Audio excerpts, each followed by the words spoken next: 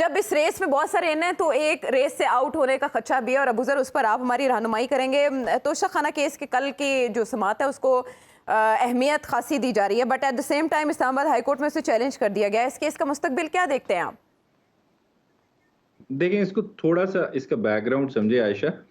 ये जो केस है, इस पे जो ऑब्जेक्शन रेज किया गया है, वो ऑब्जेक्शन क्या है?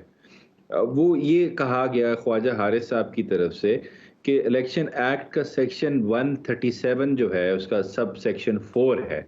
वो ये कहता है कि इलेक्शन कमीशन कंप्लेंट तब ही फाइल कर सकता है जब 120 डेज के अंदर वो रिटर्न्स फाइल होने के बाद फाइल कर सकता है, उसके बियॉन्ड वो फाइल नहीं कर सकता।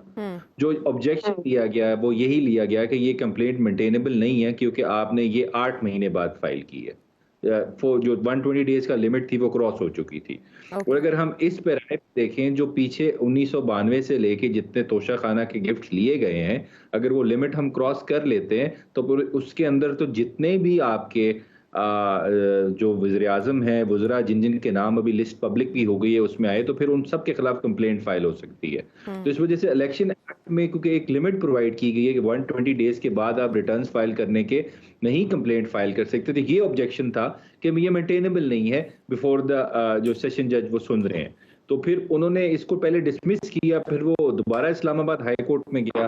तो इस्लामाबाद हाई कोर्ट ने कहा आपने ये ऑब्जेक्शन नहीं देखा, इसको इंडिपेंडेंट माइंड से फैसला नहीं किया, उन्होंने रिमांड कर दिया और 7 दिन के अंदर डिसाइड किया जाए। तो वो जो जज साहब थे उन्होंने उसमें एक दिन तो ख्वाजा हारिस साहब ने उसमें एडजर्नमेंट ली, फिर दूसरी दिन जब एडजर्नमेंट ली तो उन्होंने कहा नहीं मैं आज ही डिसाइड करूंगा, तो उन्होंने वो चौथे के गालिबन तीसरे दिन ही डिसाइड कर दिया।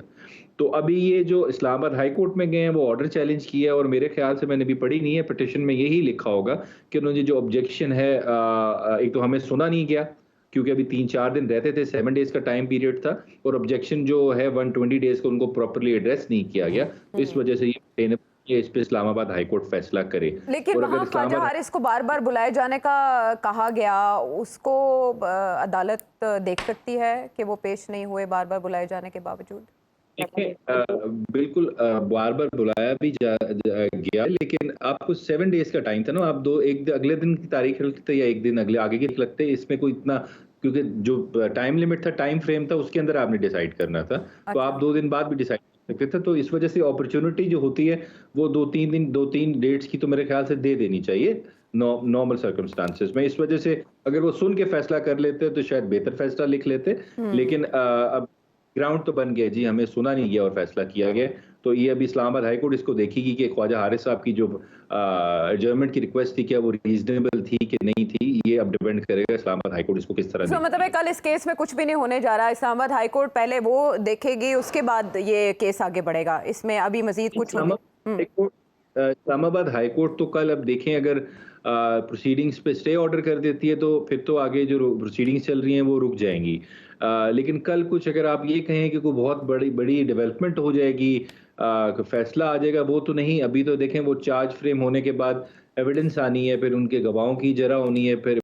सबके गवाह आने हैं, तो ये तो फिर ट्रायल तो चलेगा। जल्दी ये नहीं कि आप कहेंगे कल डिसाइड हो जाएगा या अगले हफ्ते हो जाएगा, थोड़ा टाइम तो लगेगा इसमें। बाखबर रहने के लिए सुनो न्यूज का YouTube चैनल सब्सक्राइब करें और बेल आइकन पे क्लिक कर दें।